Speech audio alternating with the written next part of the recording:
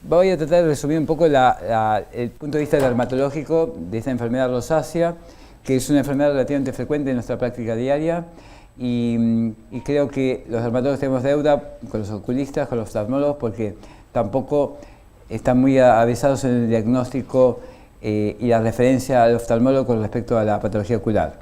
Muchas veces se nos pasa por alto y otras veces por falta de conocimiento o a veces porque el paciente tampoco refiere a un tipo de patología ocular. Pero después vamos a ver en esta charla que los dermatólogos tenemos la obligación de referir al paciente a oftalmología porque muchas veces no se diagnostica desde el punto de vista cutáneo una rosácea, sino a veces a través de la oftalmología se puede llegar a un diagnóstico de ese problema que tiene la piel, de la zona ocular, el paciente con referencia a la parte cutánea también. Vamos a ver primero qué es la definición de la rosácea. Es una enfermedad inflamatoria crónica, cutánea primariamente, con afectación primaria centrofacial. Existen variedades que después vamos a hablar un poquito, pero en general esa es la definición. Y se definen también por los signos cutáneos que tiene, ya sea flushing, que es el eritema súbito, sería el equivalente cuando uno se pone colorado así en forma súbita, el eritema, telangiectasias, los vasos dilatados, edema, pápula, pústulas, rinofimas o fimas en general, que son la hiperplasia glandular a nivel de la zona sebácea, que puede ser a nivel nasal, mentón, orejas, y lesiones oculares.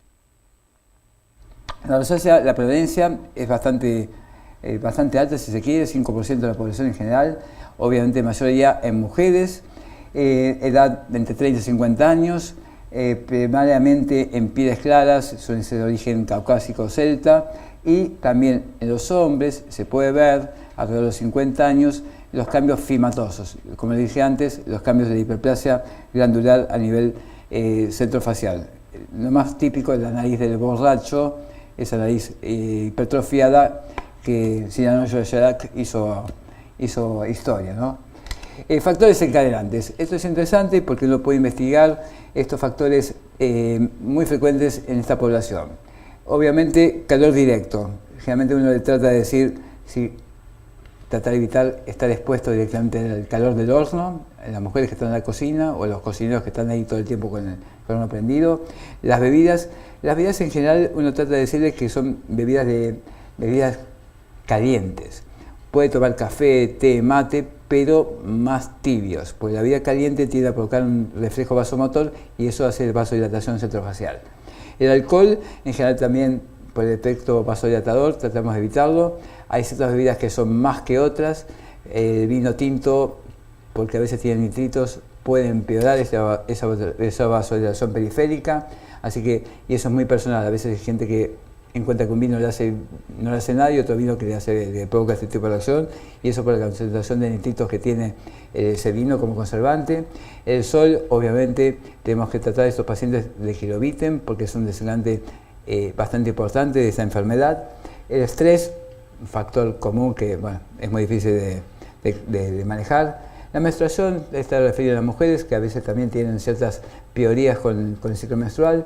Comidas picantes es un clásico, también eso por la vasodilatación refleja que provoca esa irritación en la mucosa lingual y eso provoca todo un mecanismo reflejo en que se expresa por esta afectación centrofacial. Y obviamente también medicaciones que provocan vasodilatación. Medicación frecuente que provoca esto, no se olviden del famoso sildenafil, Viagra. Eso es referente a los pacientes masculinos que tienden a ponerse más colorados. Después otras medicaciones, vasodilatadores periféricos, los pacientes hipertensos, bastante frecuentes, que se ponen colorados, y eso es una medicación frecuente de ver asociada con este tipo de problemas. Criterios de diagnóstico de rosácea. Fíjense que se lo define, eso estaba publicado como uno de los siguientes patrones primarios. Flushing, eritema transitorio, eritema no transitorio, o sea, persistente, pápula, pústulas y telangiectasias. Y después uno o más de los siguientes patrones secundarios, que pueden ser ardor, las placas inflamatorias, apariencia de sequedad, esa serosis que tiene el paciente, que eso es un tipo de piel muy sensible, muy difícil de tratar, con las cremas o los geles que le damos, edema facial, manifestaciones oculares, localización periférica y cambios fibrosos. O sea que uno de estos y uno o más de estos factores puede hacer definir la rosácea. Obviamente el diagnóstico de rosácea es bastante fácil cuando se encuentran todos los patrones y a veces, la mayoría de las veces, cuando tienen pocos signos y síntomas, es bastante difícil desde el punto de vista dermatológico confirmar. ¿Por qué? Porque la biopsia no es patognomónica. Nosotros en una rosácea es rarísimo que hagamos una biopsia, salvo esas variantes de rosácea granulomatosa o rosáceas con ciertas características medias atípicas que planteamos en la biopsia como para orientar un poco más el diagnóstico, pero el diagnóstico es meramente clínico-dermatológico. Se define generalmente en formas, está dividida clásicamente en formas clásicas, los subtipos eritema-toteles clásicos, papulopustulosos, glandular hiperplásica o fimatosa y una variante ocular. Las formas especiales, rosácea infantil, rosácea extrafacial. Extrafacial se refiere generalmente a esas lesiones papulopustulosas que pueden aparecer en cada zona acá del escote y a veces también en la zona del cuero cabelludo en pacientes que tienen poco pelo como los hombres, con poco pelo es frecuente ver en el cuero cabelludo. Es difícil el diagnóstico, siempre se ayuda porque tiene algunas lesiones en las mejillas el paciente.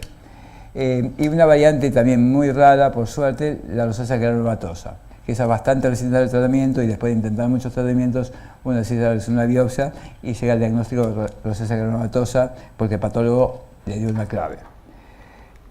El grado de severidad generalmente se define como leve, moderado y severo. Depende de la proporción que tengan con respecto al eritema, telangiectasias, papulopústulas y placas.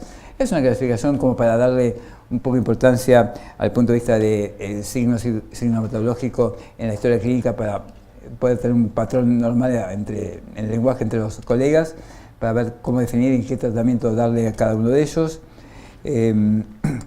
Acá también hace un tiempo se reclasificó la rosácea en forma de estadios y subtipos, como vimos antes.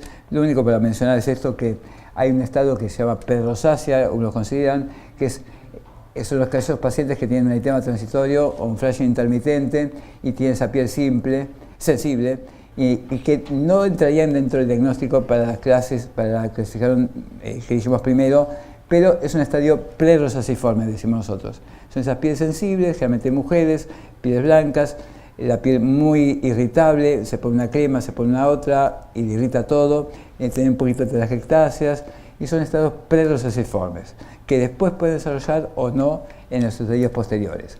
Tengan en cuenta que esta no es una clasificación que hace la rosácea en el sentido de que una vez que uno tiene estadio eritema telangiectásico va a pasar a papulopustuloso o a un estadio fimatoso. Puede saltear etapas, puede quedar en un estadio toda su vida de su evolución, puede pasar de un estadio 1 a un estadio 2, eso es muy variable, no hay patrones determinantes que digan que uno va a pasar de un lado al otro o puede quedar así toda su vida. Es una enfermedad crónica, no tiene cura, se puede controlar. Y fíjense que también hay otras variantes, bueno, la rosácea ocular que después van a hablar, cómo se manifiesta, el estadio de la rosácea ocular es independiente de la evolución de la parte cutánea. Y eso pasa que a veces, una incongruencia, que el paciente tiene muchos signos cutáneos y poco o nada ocular cuando lo manda al oftalmólogo y al revés. A veces el colega nos manda a nosotros para que certifiquemos que tiene una rosácea ocular, así le ayuda al diagnóstico, y nosotros vemos la piel, no tiene nada. Una cosa importante, el 20% de las rosáceas oculares pueden preceder al diagnóstico de la rosácea cutánea. Así que hay una brecha que el paciente se manifiesta con signos a nivel ocular y no tiene nada a nivel cutáneo. Y la mayoría de las veces, el 60%, más o menos creo que lo vamos a ver después, de pacientes con rosácea, entre el 6 y 60% de pacientes con rosácea cutánea puede tener afectación ocular. Así que la deuda de los dermatólogos es que no todos, por eso está subdiagnosticado, no todos los dermatólogos mandan a hacer una revisión ocular. Es una deuda que, bueno, habría que corregir. Después hay formas especiales que son muy raras y no tienen mucha importancia a nivel ocular. Acá una cosa de rosácea esteroide que a veces puede tener un impacto ocular por el asunto de son pacientes que le han dado un corticoide de mediano o alta potencia y lo han usado durante meses porque le mejora al principio y después lo hace corticodependientes y tienen pápula, pústulas, llega un mecanismo de taquifilaxia, se ponen más corticoides para tratar de mejorarlo y esto es una cadena que va para abajo. Entonces el tratamiento es tratar de suspender el corticoide, a veces hay que suplementarlo por vía oral para tratar de que se apaciguen esos síntomas, cambiarlos con un análogo de corticoide, como puede ser tacrolimus o pimecrolimus, y con eso, después de muchos meses, se puede ir mejorando. Puede quedar secuelas obviamente la atrofia cutánea o telangiectasias, que se confunde con una rosácea verdadera. Y después, bueno, hay una rosácea muy rara, rosáceas fulminas, que son cuadros con pápula, pústulas y muy importantes. Hay a veces necrosis, ya hay un choque antígeno-anticuerpo muy importante, que podemos hablar en la fisiopatología porque se puede dar. Rosácea ocular, como dije antes, 6 al 50% de los pacientes con afección cutánea, no hay un test diagnóstico, así que es meramente clínico, no relaciona con la seriedad cutánea y los síntomas de ustedes, que ustedes lo refieren, a nosotros sirve para el interrogatorio, para preguntarle si tiene sequedad ocular, irrita, blefaritis, conjuntivitis de repetición, queratitis, chalación, son esas cosas que uno le pregunta al paciente y puede orientar hacia la afectación ocular y uno le refiere al oculista. Esto, discúlpeme, no es para faltar respeto, pero es lo que saqué de un artículo para ilustrar la blefaritis, estos tapones circulares córneos, que son los más típicos. Nosotros a veces lo podemos ver a simple vista con una lupa, ustedes lo ven con la hendidura, estas infiltraciones hiperimia conjuntival, que sería equivalente a lo que le pasa en la piel con esas telangiectasias cutáneas. Fisiopatología. Hay muchas teorías y todavía no hay una clave diagnóstica y fisiopatológica de todo este proceso.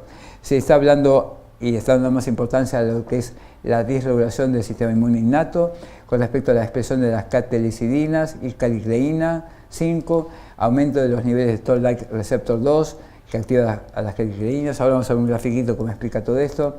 Aumento de las metaloproteinasas de la matriz que activan las calicleínas, sobre todo el mecanismo de la cascada inflamatoria. Esto es una cosa muy nueva y se está viendo que por ahí puede ser una explicación de lo que está pasando en la rosácea. También están hablando como desencadenante de todo esto, de esta relación del sistema inmune con los microorganismos. La estrella hasta hace unos 10-15 años fue el Desmodex folliculorum y Staphylococcus epidermidis, porque activarían los Toll-like receptor 2. Pero hace unos años atrás empezó a haber un interés con este bacilo, Oleronius, que es un bacilo, es una bacteria que está en el estómago del Desmodex folliculorum. Aparentemente se han encontrado antígenos y anticuerpos contra esta bacteria y por eso ahora ha tomado una cierta importancia en el factor fisiopatogénico. No sería tanto el Desmodex, sino esta bacteria que está en el estómago del Desmodex. Después con respecto a la acidez gástrica, el Helicobacter pylori, en un tiempo está de moda atribuirle al Helicobacter que tenía cierta acción sobre la rosácea. La verdad es que hay tanta prevalencia de esta afección que es muy difícil comprobarlo. Y ahora se fue un poco de esta preeminencia dentro de la fisiopatología. Radiación ultravioleta sí se explica a través de la activación de los reactivos de oxígeno en la superficie. Esto estimula los Toll-like receptor, la calicleína número 5, la cascada inflamatoria de catecolicidinas, la disregulación neurogénica, estos receptores que explicarían un poco el flashing y esa sensación subjetiva del paciente que cuando se pone nervioso o está en una situación de estrés activaría toda esta cuestión neurogénica. La función normal, la barrera cutánea, que es un síntoma y un signo bastante frecuente de ver a los pacientes con esas pieles sensibles que uno le pone una crema o un gel y irrita todo. Y esto sería porque aumentaría la tasa de eliminación transepidérmica del agua y eso explicaría que la piel esté tan reseca. Aparentemente por el aumento de esta proteína que liberaría sería una proteína que sería la encargada de cerrar la capa córnea de la eliminación transepidérmica del agua. Esto sería un poco el resumen de la fisiopatología. Catecolicidinas anormales, el Desmodex encargado con este bacilo ahí en su estómago, la habilidad vascular, esto provoca una reclutación de células inflamatorias, esto libera mediadores inflamatorios, enzimas degradativas y enfermedad del tejido conectivo periglandular. Eso explicaría un poco la fisiopatogenia en resumen. Y acá serían mecanismos en que actuaría las especias, los picantes, el estrés, el ejercicio, el calor, la luz ultravioleta, liberar los reactivos de oxígeno reactivos, el Desmodex epidermidis activaría los Toll-like receptor 2, estos mecanismos de las catecolicidinas serían activadas por las metaloproteinasas y las procalicleína 5, que libera el factor activador, que es por la lisis de la catecolicidia, por este factor enzimático calicleína 5, Esto provocaría la inflamación, la angiogénesis de la rosácea, que generaría pápulas, pústulas, y esto también genera todo el mecanismo inflamatorio a través de estos receptores a nivel vasculares. Esa sería un poco la explicación de la fisiopatogenia de la rosácea, pero todavía falta muchas cosas.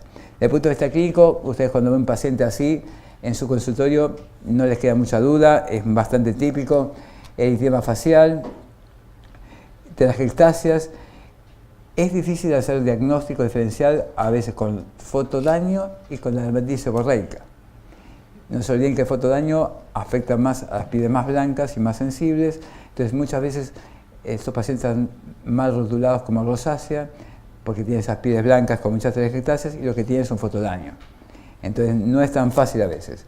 La dermatitis seborreica también, que muchas veces coincide con la rosácea. La dermatitis seborreica es una patología muy frecuente de ver, la patología dermatológica, y se asocia con la rosácea. Y a veces la clave diagnóstica está que a cada vez la dermatitis seborreica afecta acá la zona acá paranasal, con escamitas, escamas acá en la zona de la ceja, y se acompaña generalmente de caspa. Otro cuadro también bastante típico, eritema centrofacial, diagnóstico diferencial, famosa ala de mariposa, piensa en el lupus, por suerte no es tan frecuente, pero bueno, no hay que dejarlo pasar, ¿no? Pero esta no rosácea eritema-telangiectásica. Otra, acompañada en hombres, no es tan frecuente, pero acá se acompaña también un edema facial más duro, más tenso, que no es tan frecuente de ver. Esto, fíjense también, un poco más de detalle, telangiectasias, eritema de base. Acá lo mismo, fíjense, hombres con esta patología. Esto es bastante clásico de ver. Acá pápula, pústulas, pequeñas pustulitas acá en las mejillas. Es un cuadro más severo. Esta a veces podría corresponder también a una rosácea corticoestropeada. Le dieron corticoides y después se hizo todo el brote pápulo-pustuloso, bastante importante, difícil de controlar. Y estos son los cambios fimatosos. La hiperplasia glandular, la famosa nariz borracho, la de Cyrano-de Bergerac, algunas telangiectasias, pero más que todo es la hiperplasia sebácea. Todo esto acá, a veces uno exprime todo eso, sale un contenido sebáceo bastante fuerte a veces el olor.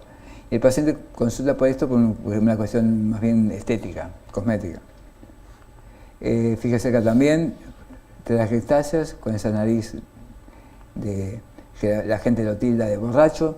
La cara emocional de estos pacientes es muy importante porque los tildan de borrachos y a veces hay pacientes que no toman ni una gota de alcohol, pero el estigma existe. Y el impacto negativo a nivel del paciente es muy importante y le lleva una depresión importante, y por eso a veces uno trata a estos pacientes porque el componente afectivo es muy serio y necesita un tratamiento efectivo. Acá fíjense también un poquito más de rinofima. Y esto, para que lo saqué de un artículo, para que vean los criterios dermatológicos y oftalmológicos para la rosácea infantil. Es un cuadro, digamos, no vemos tan frecuentemente chiquitos, pero es muy difícil el diagnóstico, no es la población más prevalente de esta enfermedad. Y lo mismo, flashing facial, eritema recurrente o permanente, telangiectasias faciales sin otra enfermedad que lo cause, pápulas pústulas sin comedones. ¿Por qué sin comedones? Porque el acné, que es frecuente ver en esta población, tiene comedones. La rosácea, por definición, no tiene comedones. Eso es una cosa que hace diferenciar un diagnóstico del otro. Distribución de las lesiones preferentemente en las áreas convexas de la cara, mejillas o la frente, manifestaciones oculares, una de estas, chalación, hiperemia oftálmica y queratitis. Estos son los criterios para poder definir la rosácea infantil. Es como para los investigadores se ponen en claro para poder incluir en distintos trabajos este tipo de manifestaciones. Diagnósticos diferenciales que llamamos un poquito: dermatitis seborreica, acné, dermatitis perioral, lupus, fotodermatosis, rosácea corticoinducida, carcinoide, que obviamente tiene otra sintomatología más sistémica, libradora de vasos, de complejos vasoactivos, y también la tinea, hongos, que en una población puede pasar desapercibida. Esta es una complicación de una paciente que tenía una rosácea telangiectásica de base, acompañada de una dermatitis seborreica severa. Así que fíjense que los cuadros se van creando. Y acá lo mismo, La dermatitis seborreica, fíjense cómo tiene afectado acá la escamación y a veces también acá la ceja, como tiene. Y la rosácea generalmente se acompaña pápula, pústulas y también puede tener eritema. Tratamiento. Vamos a hablar 5 minutos y ya creo que estoy en tiempo, ¿no? Objetivos. Mejorar los signos y síntomas como el enrojecimiento, irritación y reducir las pápulas y pústulas. No hablamos de curación, hablamos de mejoramiento. Retrasar o prevenir el desarrollo de estadios leves a estadios más severos, que a veces, como vimos antes, que pueden saltear esos estadios y empezar directamente con una pápula pustulosa o rinofima en estadios más grandes, más viejos. Facilitar la remisión y evitar exacerbaciones, cambiando las conductas del paciente, mantener la piel en mejores condiciones posibles y mejorar la calidad de vida del paciente con rosácea por los estigmas que ya hablamos recientemente. Cuidados generales. Evitar los factores que producen la vasodilatación facial, alimentos calientes. La temperatura tiene mucho que ver, por el calor, eso genera todo el mecanismo vasoreactivo. Los picantes, bebidas que ya hablamos, exceso de calefacción, ambientes muy calefaccionados, eso le molesta mucho al paciente. Evitar procedimientos estéticos que generalmente hacemos en el consultorio, los peeling hay que tener mucho cuidado porque irritan bastante. Las dermoablaciones que hacen algunas cosmetólogas también puede irritar, así que hay que ser muy cautos con esa piel. Cuidados dermocosméticos, obviamente protectores solares que no irriten la piel, que sean para pieles sensibles. Limpiadores, restauradores de barrera cutánea, compresas frías, eso a veces el paciente refiere que tiene una mejoría con el frío, con el agua termal, agua de manzanilla, malva, eso tiende a mejorar un poquito más.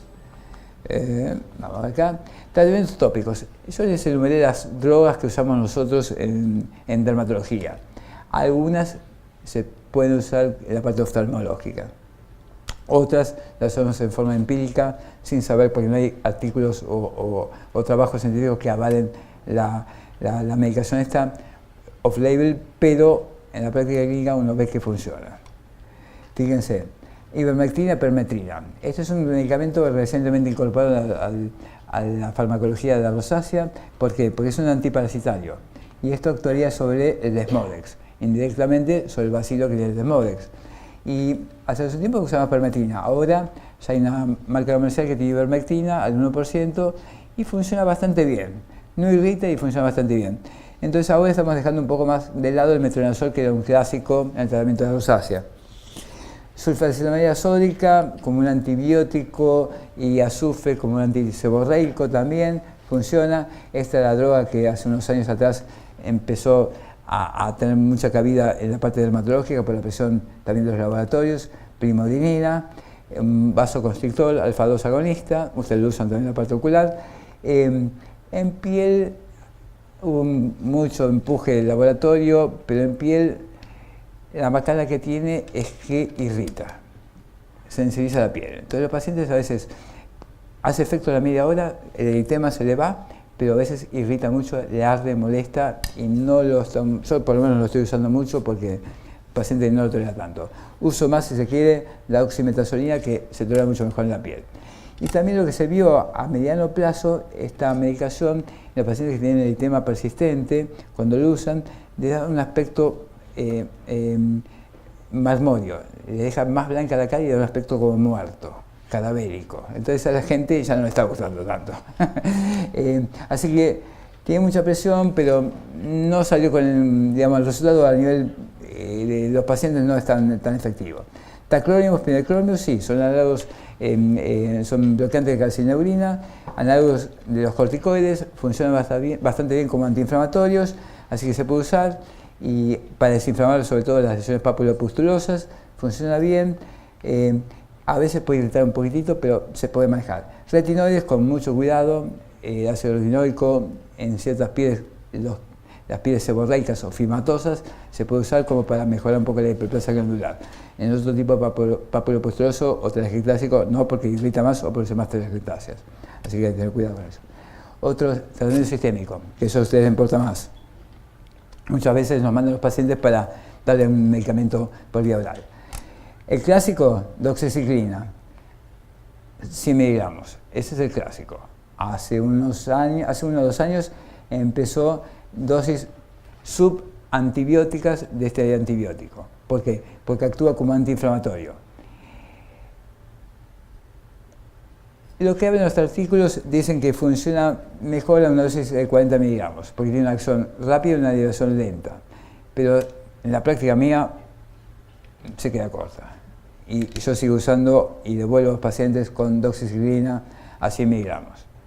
Así que es un buen intento, pero me parece que hay pacientes que no funcionan tan bien. Generalmente son los que tienen muchas pápulas, pústulas, hay que dar dosis plena como antiinflamatorio y quizás cuando están en periodos de remisión, ahí a lo mejor mantenerlos con esas dosis 40 miligramos, un tiempo, y después ya se puede suspender. Otra droga que también se usa, la aminociclina, limeciclina, acitromicina, eritromicina, son todos análogos. Los que mayoría de los trabajos hablan de las tetraciclinas, doxiciclina. También leí un trabajo de acitromicina que aparentemente le funcionaría bien para la particular. Ahora después el colega va a hablar de eso, pero sería una buena salida porque se da mucho más rápido y menos cantidad de días el tratamiento. Isotretinoína, esto lo puse porque damos isotretinoína en aquellos pacientes que ya no están tan incendiados con las papulopústulas, a dosis baja de Rocutan, que es el único que está en el comercio, dosis baja de isotretinoína, 20 miligramos, funciona bastante bien, y en aquellos pacientes con los FIMAS, también, como es una actúa sobre la glándula sebácea, atrofiándola, funciona bastante bien. Dosis baja, un tiempo prolongado, varios meses, y tiende a mejorar toda la parte fimatosa. Tratamiento complementario quirúrgico, corticoides intervencionales cuando hay lesiones muy inflamatorias, pápulo-nódulos, ahí se puede dar. IPL, la luz pulsada intensa, funciona bastante bien para los pacientes con eritema y telangiectasias. Láser no ablativo, como para mejorar un poco la superficie de la piel. Los FIMAS, no hay otra que hacer un láser CO2. Dermoablaciones quirúrgicas, bueno, y ya después electrocirugía, radiocirugía. Pero estos ya son mecanismos más quirúrgicos que funcionan para mejorar la estética del paciente. Y dos palabras de esto, ocular, ustedes van a hablar de esto, antibióticos sistémicos, ya hablamos un minuto, y ciclosporina de uso oftálmico, eso es lo que vi en los artículos, no tengo experiencia, eso es de ustedes. Y después, dos palabras, ya estamos terminando, ¿no? Bien, y con respecto a blefaritis. La verdad que blefaritis para nosotros, para los dermatólogos, es un tema muy poco conocido y la verdad que lo tratamos, el tratamiento es vaya al oculista que le diga qué hace. Porque y al oftalmólogo nos mandan a nosotros para que a ver qué podemos hacer también. Es un terreno bastante complicado, la utilización es muy complicada, el tratamiento es crónico y los pacientes son bastante reacios a ponerse algo en esa zona, salvo que estén realmente necesitándolo. Generalmente el que se define como inflamación del margen del párpado, cualquier grupo etario, chicos y grandes lo tienen, anterior, párpado externo, pestañas, posterior, afectación de la humedad del párpado por la afectación de la glándula de meibomio. La blefaritis por infección bacteriana, hay un desmodex también ahí, el brevis, que aparentemente es el que más está implicado en todo esto, dermatitis seborreica rosácea, condiciones oculares, bueno, se acompaña de ojos secos, chalación, conjuntivitis, keratitis, eso es lo que ustedes saben. Y los signos, de hiperemia, el margen del párpado, eso lo ven ustedes en la amplia hendidura, en materiales escamosos descamativos, eso a veces lo vemos a simple vista. Síntomas, prurito, quemazón, empezar a la luz, humo, polvo, es bastante molesto, el que el paciente lo tiene, la verdad que le cambia un poco la calidad de vida. Puede tener pestañas frágiles y desprenderse, lo que se llama madalosis, y sensación del cuerpo extraño. Un tratamiento clásico que todos lo hacemos, el aceite de Johnson de bebé, pasarlo por ahí. Otra cosa más novedosa que también escuché en un congreso que se está usando, aparentemente, yo lo estoy usando ahora en unos pacientes, el tea tree, el aceite de té, del árbol de té, aparentemente tiene una función antiinflamatoria, leí unos artículos, funciona bastante bien, hay que formularlo, lo que yo lo estoy haciendo, formulando el 50% para pasar acá en la zona del párpado. Tengo 2 o 3 pacientes que lo están usando, aparentemente bastante bien, evito darle corticoides y de esa manera más o menos uno puede sobrellevar esta patología. Otra cosa también le damos cuando está muy inflamado es tacrolimus o pimecrolimus. El pimecrolimus ahora no se consigue, era el IDEL que estaba antes.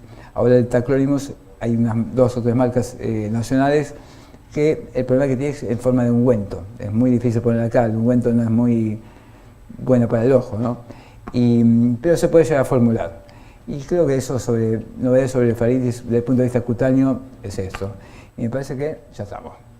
Termino ahora, ¿no? ¿Alguna pregunta para el doctor? Perdón, aceite Johnson no, champú. El shampoo Johnson, sí. Baby Shampoo, Baby Shampoo, eso, que sí, todavía sí. sigue figurando en toda la bibliografía actualizada. Sí, todo lado. Y las alternativas son formas de toallitas comerciales que son mucho más caras que esto, pero sigue siendo tener resultados. Sí. El problema básicamente que tenemos con la rosácea de los oftalmólogos es que en ese pequeño porcentaje de pacientes, del 20% que tiene rosácea solamente ocular, y uno hace una interconsulta dermatológica para que el tratamiento, para poder usar ese tratamiento sistémico, como no hay ninguna prueba específica, es un ida y vuelta que a veces no termina nunca. De la medicación sistémica la manejamos con bastante facilidad, básicamente la doxiciclina, como dijo el doctor, en 100 miligramos, a veces arrancamos 200 miligramos por día, unas semanas, ojo, y luego... Ojo con 200, que el efecto adverso es mareo y sensación nauseosa, es bastante molesto. Entonces el paciente, si es un paciente mayor ahí, puede tener mareos y se puede estabilizar. 200 miligramos realmente nosotros nunca lo usamos. Esta medicación se usa también para acné. Sí. Y tenemos muchos pacientes con acné, con dosis de 100 miligramos funciona bien.